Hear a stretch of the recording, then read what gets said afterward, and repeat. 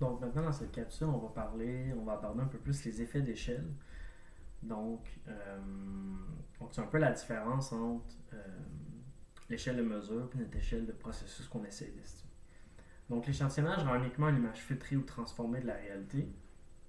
Donc l'effet d'échelle, en fait, c'est le contraste d'informations qui va être causé par différentes caractéristiques dans de différentes échelles. Donc l'échelle de mesure et l'échelle de processus. Donc on a ici la réalité, on va avoir notre plan d'échantillonnage, puis nos données en fait qu'on va avoir. Donc il existe toujours une distorsion en fait, même si notre image par exemple est à très très haute résolution, ben, ultimement si on zoome, ben, on va voir en fait que c'est que des cellules en fait, donc on n'aura jamais une représentation parfaite de la réalité. Puis à l'inverse, si on augmente la résolution, maintenant on va perdre l'information, puis on ne pourra plus être capable de avoir l'information qu'on veut. Donc on va traiter un peu de ça dans cette capsule.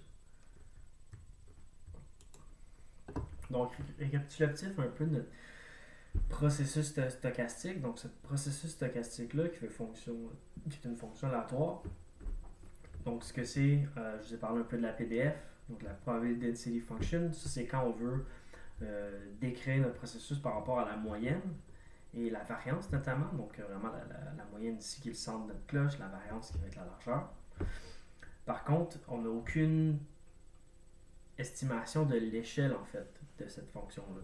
Parce que l'échelle, en fait, il faut que ça soit ça dans le temps, dans l'espace. Donc là, on va venir transférer en fait euh, cette information-là dans notre qui va être dans notre fonction de covariance, si on appelle. Donc la fonction de covariance, c'est la variance qui va être corrélée avec soit l'espace ou le temps. Donc ici, on a notre fonction de covariance, donc notre variogramme. Donc en Y, on a notre variance. Et en X, on a la distance en fait. Donc c'est la distance entre chacune des observations. Donc ici, on a les courtes distances et ici, on a les très très longues distances. Ce qu'on va voir en fait, c'est on veut avoir notre longueur de corrélation en fait, qui va être la distance à laquelle notre variance va venir plafonner en fait. Puis c'est ça en fait notre longueur de corrélation, qui est notre longueur caractéristique de notre processus. Donc notre processus, il va être défini par une moyenne, une variance et la longueur de corrélation. Puis la longueur de corrélation et variance, ensemble, c'est ce qu'on appelle la fonction de covariance, qu'ici on représente dans un variogramme. Donc le but de l'échelle de mesure, on veut qu'elle soit... Excusez, il y a une mouche. On veut qu'elle soit le mieux possible euh, pour que notre moyenne, fonction de covariance, soit le plus près possible de la réalité, qu'il n'y ait aucun biais d'estimation. Donc ici, je vais vous parler en fait de une publication de Scohen et Bloch en 2006, donc je vous ai mis la référence au Moodle, qui ont essayé de voir en fait quel serait l'impact de mon échelle de mesure, donc mon espacement, mon spacing, mon support, puis mon étendue, mon extent, sur l'estimation de la moyenne, la variance, puis la longueur de corrélation. Donc ici, on a la moyenne, la variance et l'integral scale, qui est la longueur de corrélation. Puis ici, on a le nombre d'échantillonnages. Puis là, ici, dans ces graphiques-là, ce qu'on représente, c'est le spacing ou l'espacement. Puis, ce qu'ils ont fait, en fait, c'est qu'ils ont généré artificiellement un patron numérique, puis ce qui font référence à la population, en fait, ou le processus ou la vérité, ce qu'on essaie de prédire. Puis ils sont venus échantillonner dans ce patron-là numérique pour estimer en fait la moyenne, puis on fait différents tests en fait, dépendamment du nombre d'échantillonnage structuré, aléatoire, ou, avec l'échelle de mesure. Puis ici, en fait, les échelles d'observation, dans ce cas-ci, notre spacing, est divisé par la vraie longueur de corrélation de la population. Donc, elle est divisée un peu comme par la vraie échelle de la population, en fait. Pour voir, en fait, ok, quand, par exemple, l'espacement est beaucoup plus petit ou beaucoup plus grand que la vraie échelle, comment que ça joue, en fait, sur l'estimation de cette échelle-là. Ce qu'on estime la bonne chose ou on est dans le champ.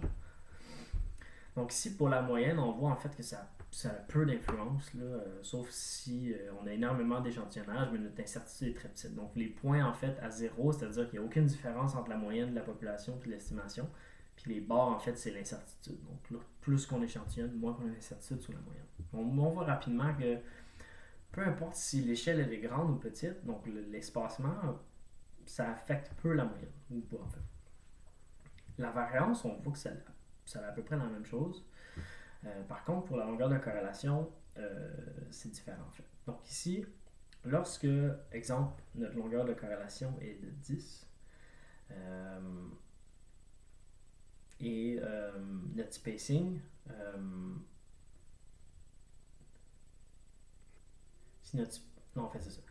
Si notre spacing est, par exemple, de 10, puis notre longueur de corrélation est 5, donc on fait la division ici, puis on voit en fait que que notre longueur de corrélation elle est plus petite, que notre spacing est plus petit, on sous-estime en fait, puis si elle est plus grande, on vient surestimer en fait. Puis ici, plus qu'on fait d'échantillonnage, on voit que lorsque notre spacing est relativement un peu plus petit, on devient quand même capable de bien estimer la longueur de corrélation.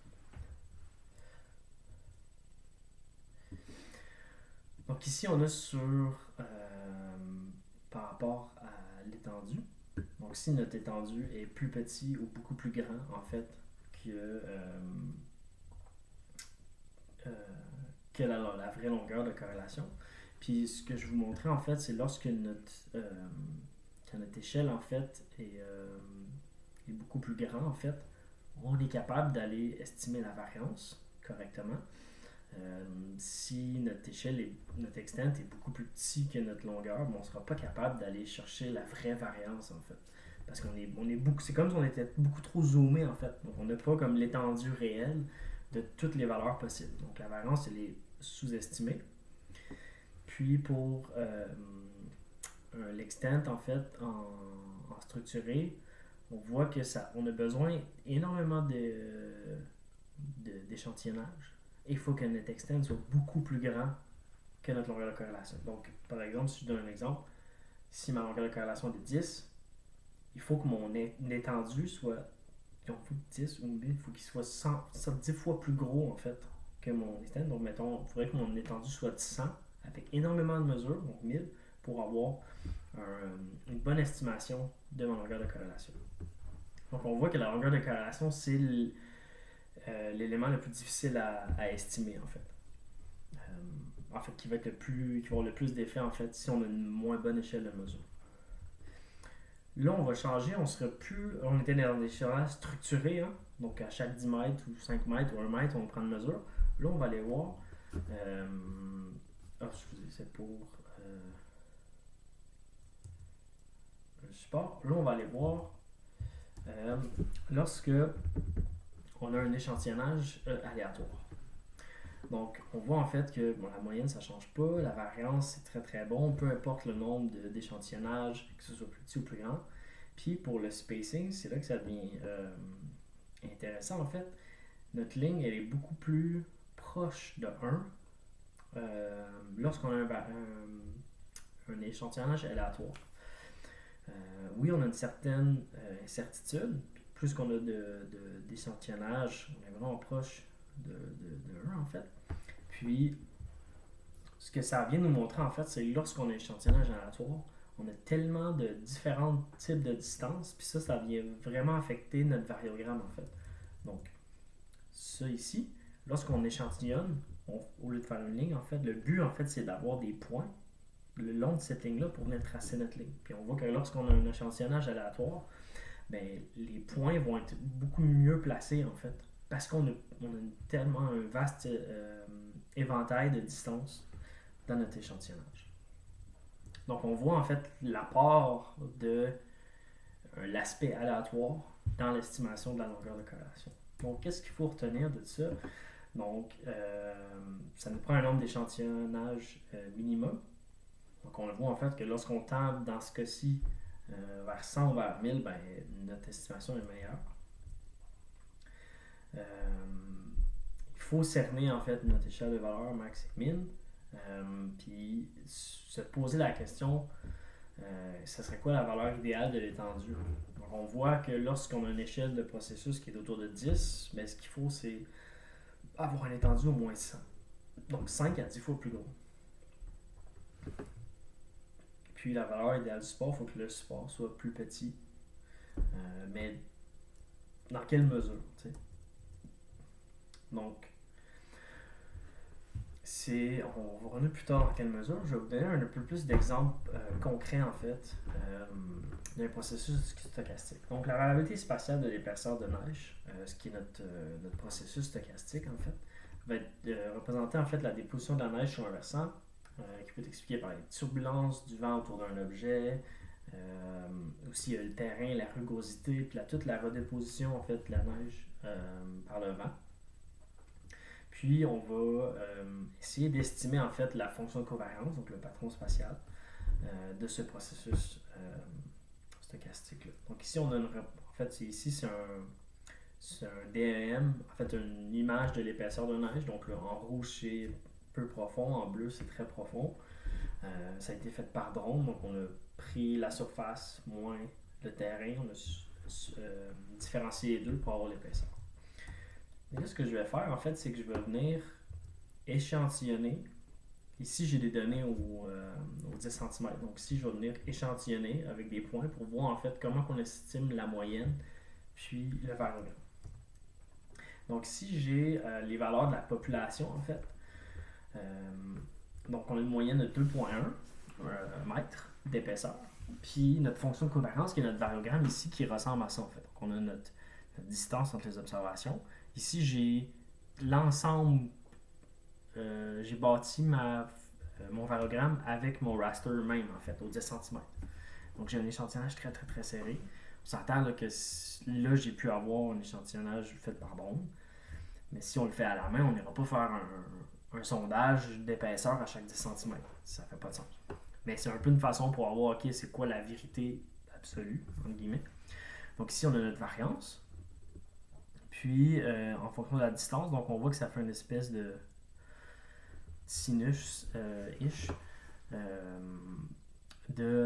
C'est ça qu'on veut estimer, en fait. Donc, on veut estimer la moyenne, 2,1, avec notre histogramme, donc notre PDF, en gros. Puis, notre histogramme de fréquence, puis notre fonction de covariance, notre variogramme. Donc, c'est ce qu'on veut estimer. Donc, si je fais un échantillonnage systématique, je fais 20 échantillons répartis de manière égale sur le domaine spatial, on voit que la moyenne est 2,4. Puis, on voit que notre diagramme de fréquence, il ressemble, il manque un petit peu de détails quand même. Puis, on voit que notre fonction de covariance n'a aucune idée, n'est même pas proche en fait, d'estimer la longueur de corrélation.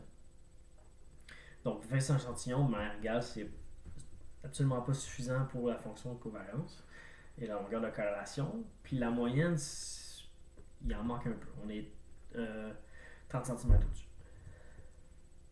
Donc, échantillonnage aléatoire avec seulement 20 échantillonnages, on voit que notre moyenne baisse un peu. Notre diagramme de fréquence se détaille, mais en même temps, l'autre était quasiment mieux en fait, parce qu'on est un peu déplacé vers le 1 et le 2. Par contre, on a beaucoup plus de points sur notre variogramme. Parce qu'en fait, ici, étant donné que c'est systématique, on a 5 valeurs de distance. Parce qu'on est tout le temps les mêmes, en fait. Tandis que lorsqu'on est en aléatoire, beaucoup plus de points, beaucoup plus de différentes distances. Par contre, on est vraiment loin de la fonction de covariance. Donc, 20 échantillons, c'est pas assez.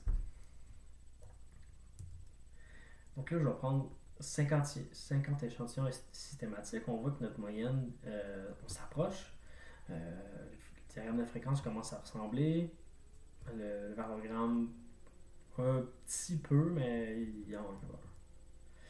Ici, je vais prendre 50 échantillons aléatoires. Donc, on voit que pour la moyenne aléatoire ou systématique, c'est quasiment mieux systématique.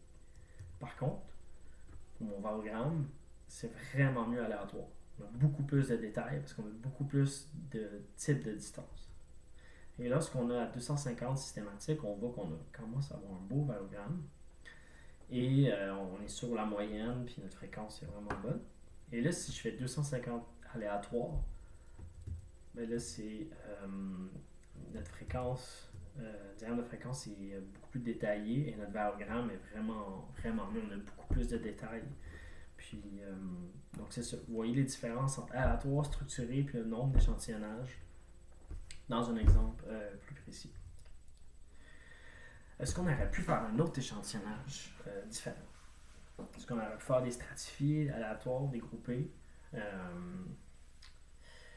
Donc ici, on voit, exemple, on a l'impression qu'on a des endroits où on a de la roche. Ici, on a des exemples où c'est beaucoup plus venté. On a aussi une forêt. Est-ce qu'on aurait pu faire des échantillonnages groupés dans différents types d'environnements? Oui.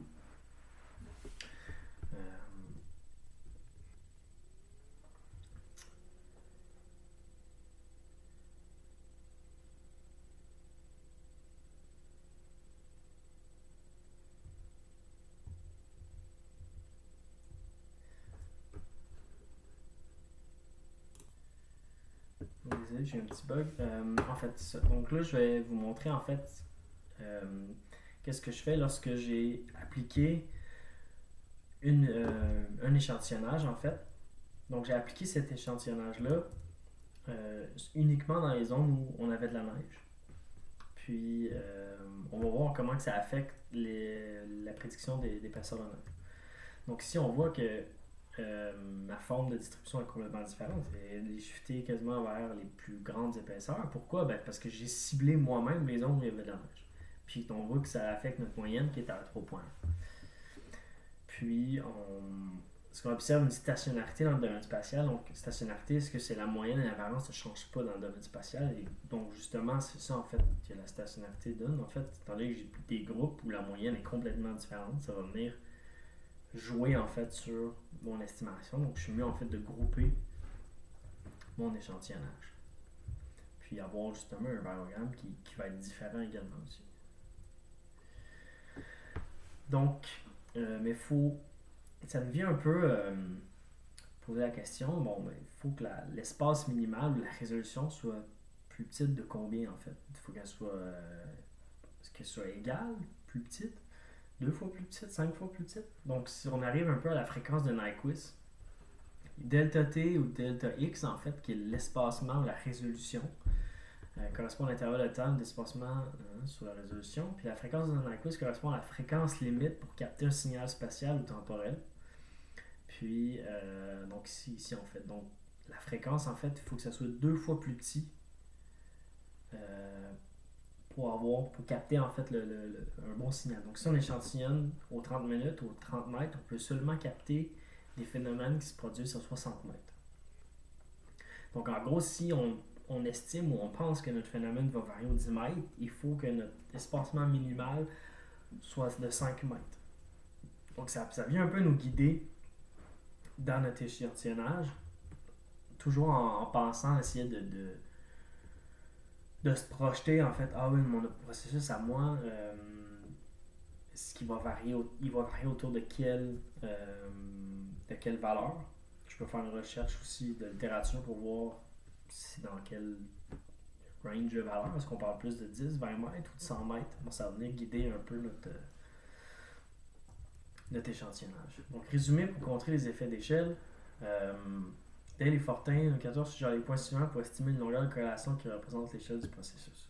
Donc, revue de la littérature pour trouver une valeur hypothétique de longueur de corrélation. Donc, c'est ce que je viens d'expliquer. Je vais faire une revue de littérature de mon processus pour avoir une estimation ou une espèce d'étendue, de range de valeur en fait de mon échelle du processus. Donc je vais lire des revues ou des articles scientifiques pour savoir ok, la longueur de corrélation de mon processus, est-ce que c'est 5, 10, 20, 30, ça varie entre à peu près, pour moi par exemple la neige, les propriétés mécaniques de la neige, ça a été mesuré à quelques fois, ça varie entre 5 et 20 mètres.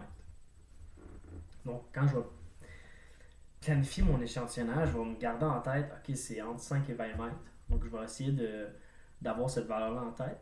Puis que je veux que la taille d'échantillon doit d'au moins 50 données, idéalement 100. On a vu pourquoi.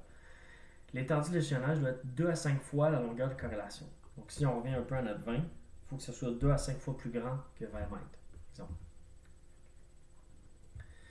L'espacement minimal doit être plus petit que la longueur de corrélation, donc on a vu que la fréquence de Nyquist doit être 2 fois plus petite.